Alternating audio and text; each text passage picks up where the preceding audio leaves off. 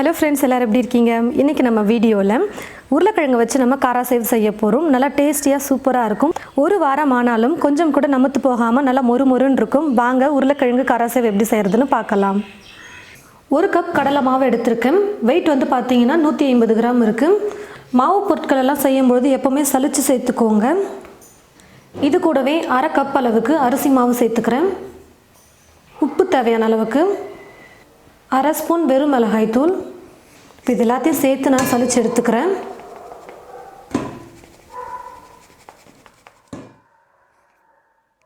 சின்ன சின்னதாக இருக்கிற உருளைக்கிழங்கு 3 உருளைக்கிழங்கு எடுத்து நான் வேக வச்சு மேலே இருக்கிற தோலை எடுத்துகிட்டு வச்சுருக்கேன். கொஞ்சம் பெருசாக இருந்ததுன்னா 2 எடுத்துக்கோங்க. இந்த மாதிரி சின்ன சின்னதாக இருந்தால் 3 எடுத்துக்கோங்க. இப்போ இதை மிக்ஸி ஜாரில் சேர்த்துக்கிட்டு நல்லா நைஸாக அரைச்சி எடுத்துக்க போகிறேன். மிளகு அரை ஸ்பூன் எடுத்துக்கிறேன். மிளகு வந்து பொடியாக அரைக்காமல் கொஞ்சம் கொரகொரப்பாக இருக்கிற மாதிரி நல்லா இடித்து எடுத்துக்கலாம். மிளகு வந்து பார்த்திங்கன்னா இந்த மாதிரி கொஞ்சம் கொரகொரப்பாக இருக்கிற மாதிரி அரைச்சிக்கோங்க. நீங்கள் மிளகாத்தூள் சேர்க்காமல் இருந்தீங்கன்னா 1 ஸ்பூன் அளவுக்கு நீங்கள் மிளகு எடுத்துக்கோங்க. நான் வந்து அரை ஸ்பூன் மிளகும் அரை ஸ்பூன் மிளகாய் தூளும் சேர்த்து செய்ய போகிறேன். இப்போ இது எல்லாத்தையும் சேர்த்து நல்லா மிக்ஸ் பண்ணி விட்டுக்கிறேன். ரொம்ப மிளகு முழுசாக இருந்ததுன்னா நம்மளால் காராசேவ் வந்து பிழிய முடியாது. அந்த ஹோல்ஸ்லேயே வந்து பார்த்திங்கன்னா மிளகெல்லாம் நின்றுடும். உருளைக்கிழங்கை நல்லா பேஸ்ட்டாக அரைச்சி எடுத்துக்கிட்டேன். இப்போ இந்த உருளைக்கிழங்கை சேர்த்துக்கிறேன்.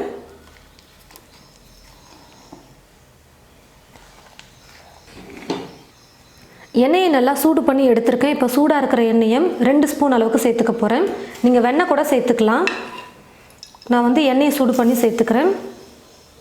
உருளைக்கிழங்கு வந்து அரைச்சி சேர்த்துருக்கிறதுனால ஃபஸ்ட்டு தண்ணி சேர்க்காமல் மிக்ஸ் பண்ணிக்கலாம். கொஞ்சம் மிக்ஸ் பண்ணதுக்கப்புறமா எந்த அளவுக்கு தண்ணி வேணும்னு பார்த்துட்டு சேர்த்துக்கலாம்.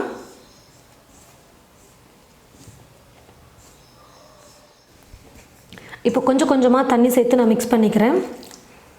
முறுக்குக்கு மாவு மிக்ஸ் பண்ணுவோம் பார்த்தீங்களா, அதை விட கொஞ்சம் லைட்டாக இலக்கமாக இருக்கணும்.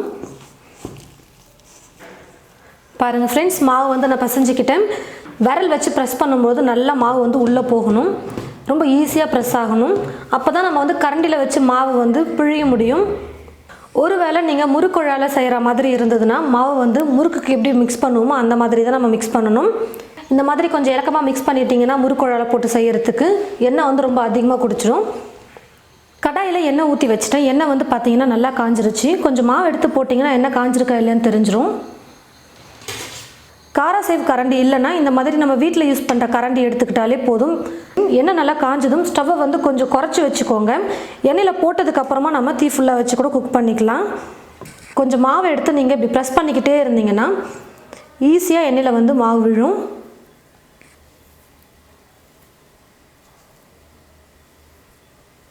நிறைய பேர் வந்து முறுக்குழாலேயே போட்டு முறுக்கு மாதிரி செஞ்சு உடச்சி விட்டுக்கிறாங்க. ஆனால் அது பார்க்குறதுக்கு காராசேவ் மாதிரி இருக்காது. இந்த மாதிரி பண்ணால் தான் காராசேவ் வந்து கரெக்டாக இருக்கும்.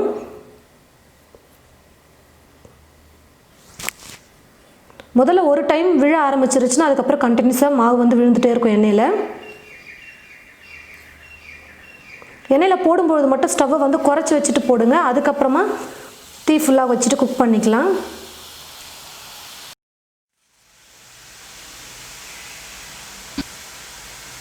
எண்ணெயில் போட்டோன்னே திருப்பி கொடுக்காம கொஞ்சம் வெந்ததுக்கப்புறமா கரண்டி வச்சு கலந்து கொடுங்க. அப்போ தான் எல்லா பக்கமும் நல்லா வெந்து வரும்.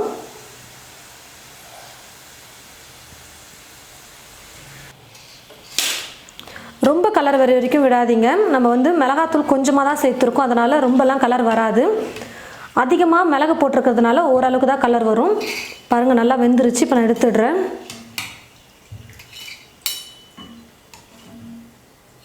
இதே போல் மீதி இருக்கிற எல்லாமாவையும் எண்ணெயில் நம்ம போட்டு எடுத்துக்கலாம். பாருங்கள் ஃப்ரெண்ட்ஸ், உருளைக்கிழங்கை வச்சு நம்ம காராசேவ் ரொம்ப சூப்பராக ரெடி பண்ணியிருக்கோம். இந்த காராசேவ் வந்து பார்த்திங்கன்னா 1 வாரம் 10 நாள் ஆனாலும் நமத்து போகாமல் நல்லா மொறுமொறுன்னு சூப்பராக இருக்கும். காற்று போகாத மாதிரி ஒரு பாக்ஸில் இல்லை ஒரு கவரில் போட்டு ஸ்டோர் பண்ணி வச்சுக்கிட்டிங்கன்னா மொறுமொறுன்னு இருக்கும். இந்த தட்டு ஃபுல்லாக வந்திருக்கு. அதுக்கப்புறம் பாருங்கள், இந்த பிளேட் ஃபுல்லாக வந்திருக்கு. கொஞ்சமாவது தான் சேர்த்தோம், ஆனால் பாருங்கள் எவ்வளோ காராசேவ் வந்திருக்கு. நல்லா மொறுமொறுன்னு காராசேவ் வந்து சூப்பராக இருக்குது. மிளகெல்லாம் சேர்த்து செஞ்சுருக்கிறதுனால டேஸ்ட் வந்து பார்த்திங்கன்னா ரொம்ப சூப்பராக வந்திருக்கு.